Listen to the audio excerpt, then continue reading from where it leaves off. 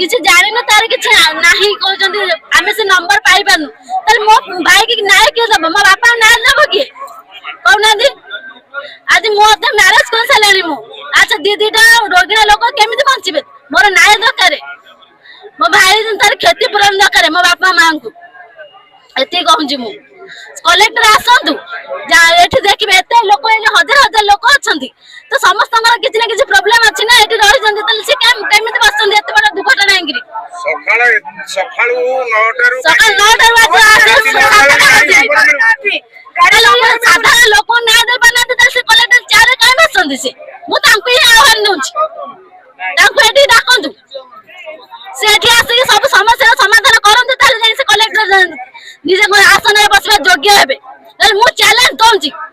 ମୁଁ 2 ବର୍ଷ ଭିତରେ ସେଇ ଆସନରେ ବସିକି ହିଁ ଦେଖେଇବି ମୁଁ ତାଙ୍କୁ କହୁଛି ଏଇଟା ଖୋଲା ଚ୍ୟାଲେଞ୍ଜ ମୋର ମ୍ୟାଡାମ 2 ବର୍ଷ ନାହିଁ 24 ଘଣ୍ଟାରେ ସବୁ